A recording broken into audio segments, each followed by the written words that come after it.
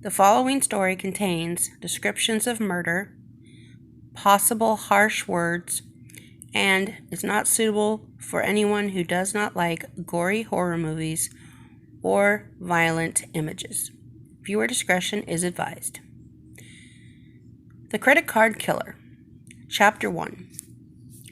As her footsteps echoed on the alley floor, she stared at the receipt from her purchase.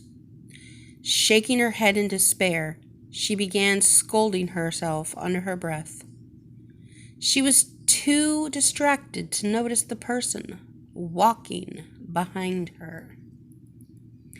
"Maybe I should call my mom and have her come and get me after all," she said as she dug through her purse to find her cell phone.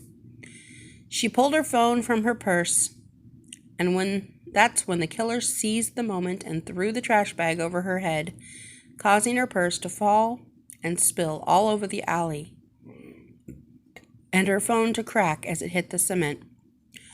Holding it tightly, he watched as she kicked and scratched, fighting for her life. Soon she became weaker and weaker until she breathed her last breath.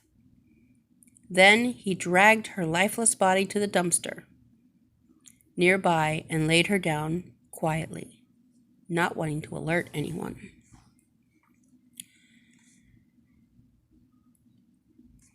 Then, after removing the bag he used to suffocate her with, he took the Macy's shopping bag she was carrying and her wallet from the alley floor.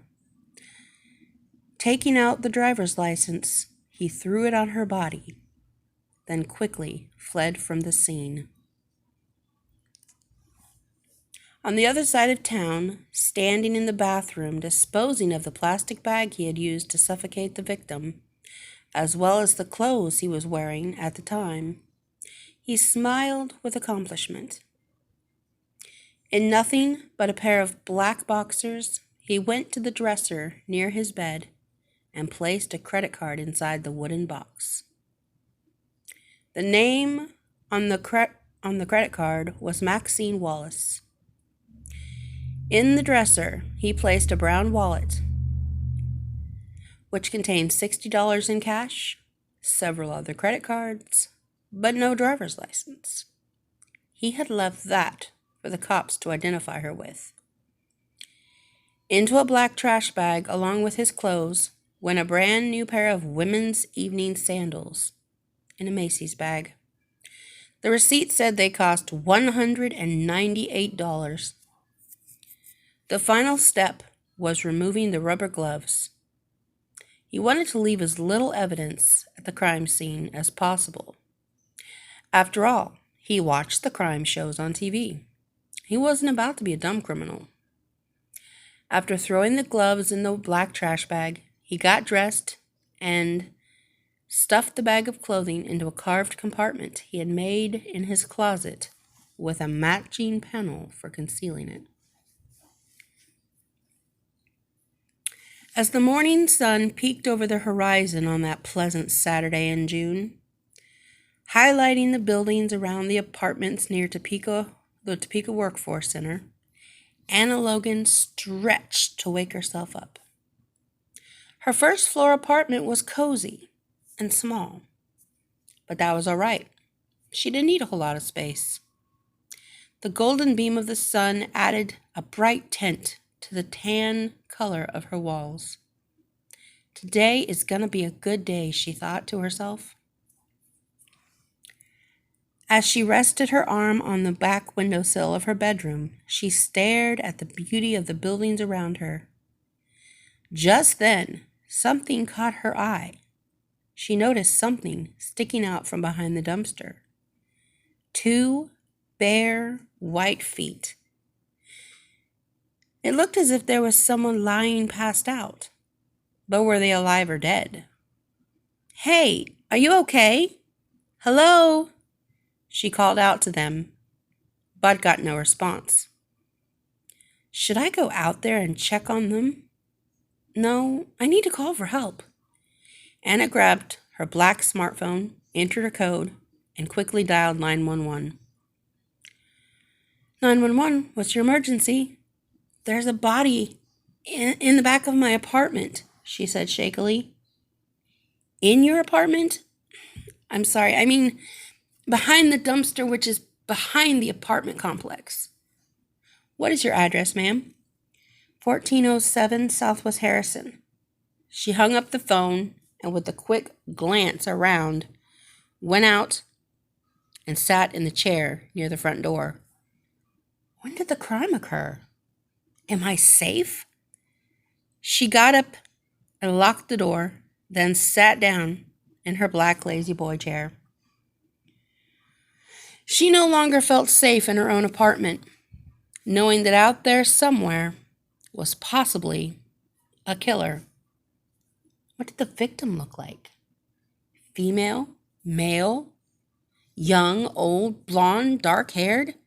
Were they married or single? Am I similar looking to the person behind the dumpster? Could I be next? The thought made her sick to her stomach. When the ambulance and the policeman arrived, they set to work checking the person out behind the dumpster. After photographing the body and laying markers out, they picked up the body and laid it in a black bag with a zipper that ran all the way down the bag. Loading up the body, the ambulance took off. The woman was dead. Dead? Someone was killed outside my apartment? I'm not safe here anymore. In an apartment complex on the north side of town, Nadine had woke with an odd sense in her gut. A sense of tragedy. But for some reason, she put it on the back burner of her mind. She had picked up the phone in her room to call her daughter Maxine, but told herself not to pester her and let her live her life. In a small kitchen with robin egg blue colored walls, white cupboards, and a white stove, the smell of bacon and eggs filled the air. Making sure the heat was not too high, Nadine turned on The Young and the Restless, her favorite soap opera, which she watched every day at 11 a.m.